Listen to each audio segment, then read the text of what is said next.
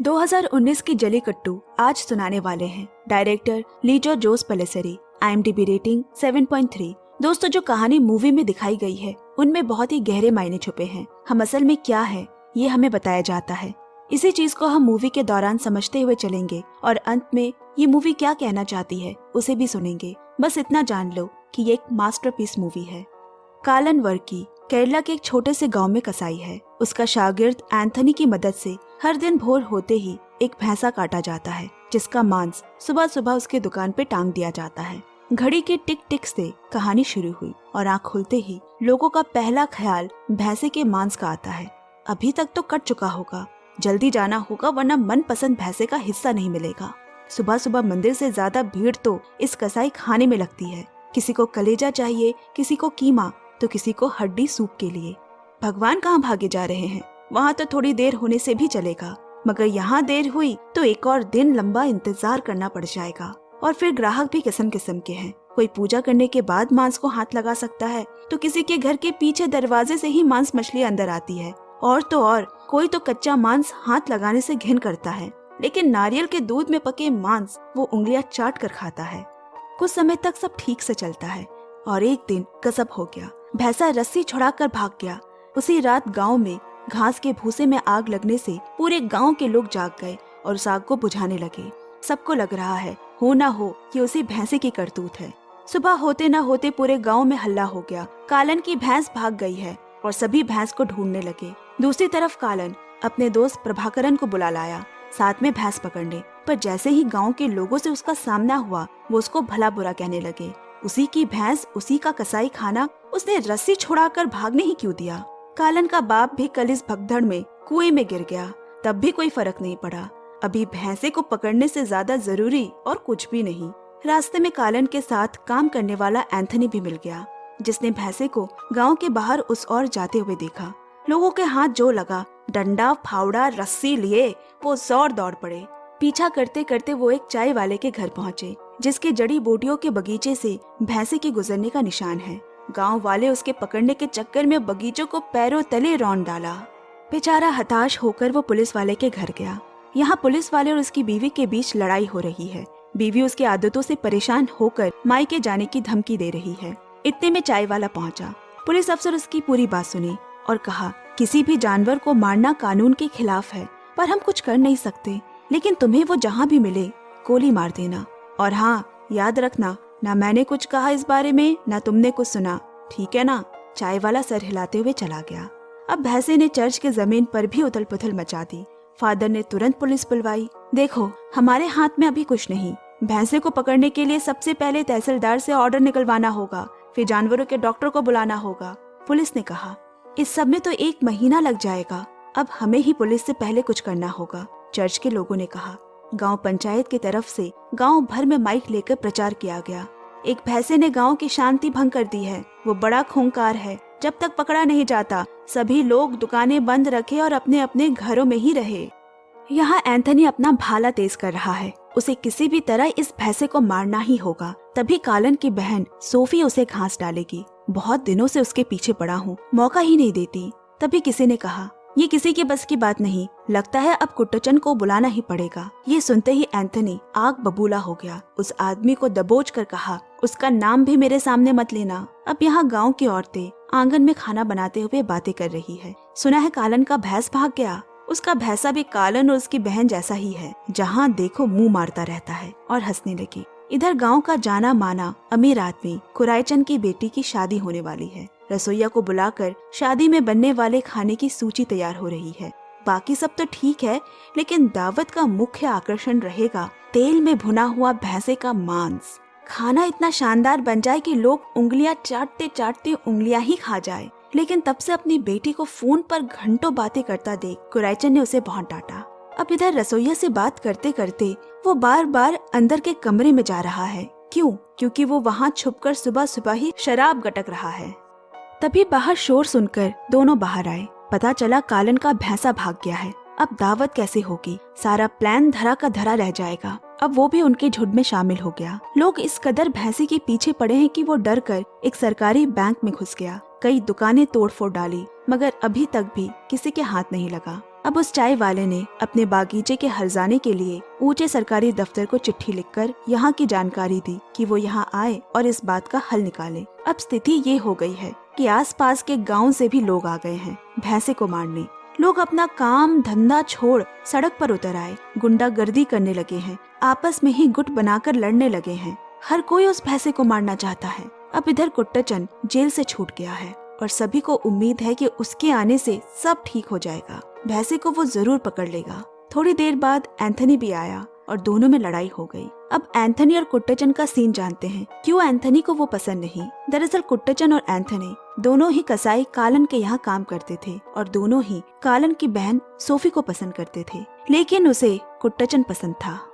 Rejection, जलन और गुस्से की आग में एंथनी ने कुट्टचन को पुलिस से पकड़वा दिया क्योंकि वो जंगल से चंदन की तस्करी करता था और इस तरह वो उसके रास्ते से हट गया। लेकिन इतनी कोशिशों के बाद भी सोफी ने एंथनी को घास नहीं डाली और अब कुट्टचन छूट चुका है। इस बार कुट्टचन को भी पुराने हिसाब बराबर करने हैं, इसीलिए एंथनी और बौखलाया हुआ है क्योंकि उसे फिर से एक बार खुद को सोफी के सामने साबित करना होगा, नहीं तो वो उसके पास वापस चली जाएगी। तो अब ये सिर्फ भैंसे को पकड़ने से कहीं ज्यादा महत्वपूर्ण प्रतियोगिता बन चुका है। रात भर लोग जंगलों की खाक छानने लगे। एक तरफ से एंथनी भैंसे को घेरने की कोशिश कर रहा है, दूसरी तरफ कुट्टचन। कौन पहले पकड़ेगा?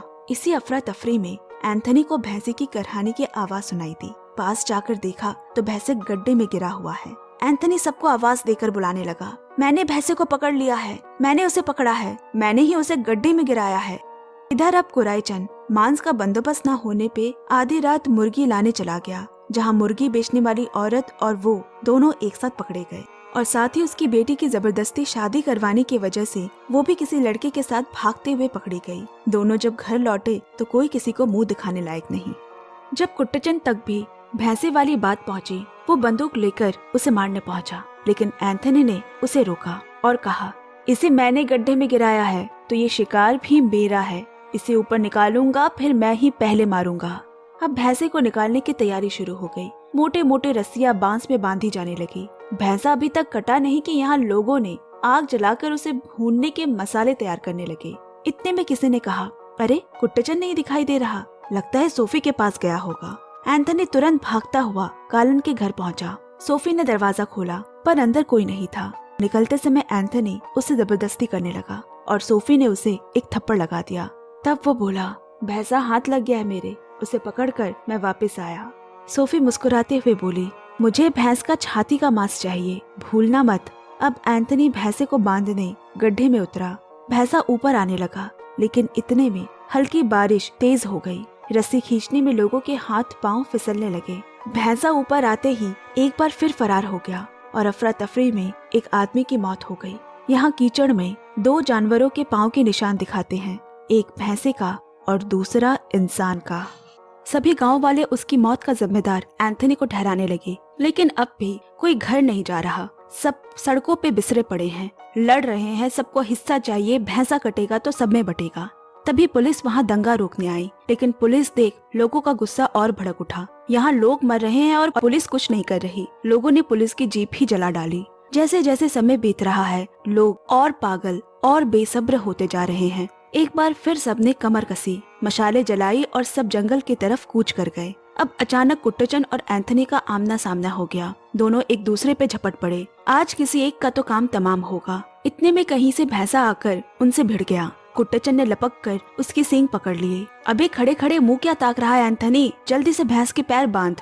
पर उल्टा वो कुट्टचन पे ही चाकू से वार करने लगा। खून से लथपथ वो करहाने लगा। लोग उसकी आवाज सुनकर वहाँ पहुँचे। उन्हें लगा भैंसे ने उसे घायल किया है। एक समय ऐसा भी आया जब सबने मिलकर भैंसे को एक किनारे कर दिया, मगर वो उनके घेराव को भी तोड़कर निकल गया और पूरा झुंड भैंसे के पीछे भागने लगा। उस पर कई तीर भाले भी लोगों ने चलाए। काफी दूर जाने के बाद भैंस एकाएक रुक गया।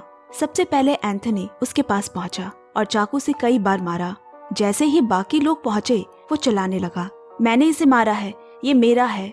मगर कोई अब उसकी बात सुनने को तैयार नहीं और कहने लगे, इस पे हमारा भी हक है।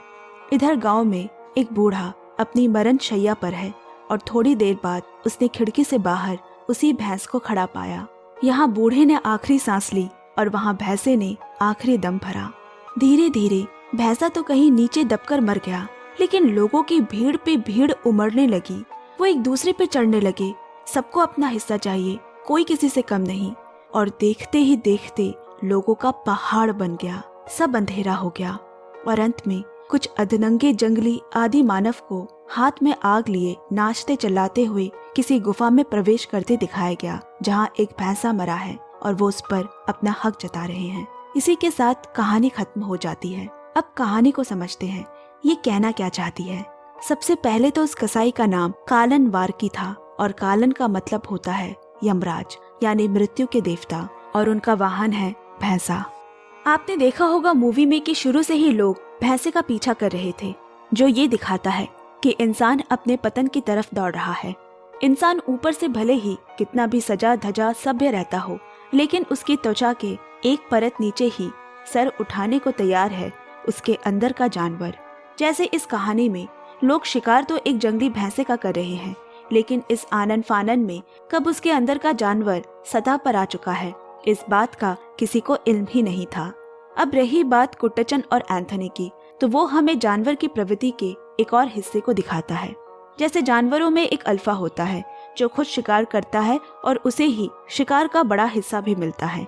यहाँ तक मादा पे भी पहले उसी का हक होता है, और मादाएं भी ऐसे ही नर की फिराक में रहती है जो उसे सुरक्षा और खाना दे सके। जैसे सोफी, जो पहले कुट्टचन से आकर्षित थी और बाद में जब एंथनी ने उससे कहा कि उसने भैंसा पकड़ लिया तो उसकी तरफ उसका झुकाव हो गया। और फिर वो ये भी कहती है कि उसे छाती का मांस का बड़ा हिस्सा चाहिए, जो ये बताता है कि वो जीतने वाली की होगी। और फिर एक मादा के लिए दो नरों में बेहतर साबित होने की लड़ाई होती है। इंसान क्रमित विकास या इवोल्यूशन के जरिए बढ़िया खाना जुटाना, उसे बनाना सीखा, बदन ढाकना सीखा, शादी ब्याह का आयोजन, एक सभ्य समाज का हिस्सा बना। मगर वाकई में क्या हम पूरी तरह सभ्य हो चुके हैं या ये बस एक छलावा है? हमारे अंदर की भूख हमें फिर से वही नंगा रहने वाला जानवर बना देती है। पलक झपकते ही इंसान की बुद्धि भ्रष्ट हो जाती है और उसे बस जीभ का स्वाद, जिस्म की भूख, बलवान होने का जोश सब भुला देता है। मूवी के बीच में भैंसे को गड्ढे से बाहर निकालने के लिए एंथनी खुद रस्सी बांधकर गड्ढे में उतरता है, जो ये बताता है कि इंसानियत गर्त में जा रही है। गड्ढे से निकलने के बाद जब भैंस भाग जाती है, तब हमें जानवर और इंसान के पैर के निशान साथ दिखाते हैं।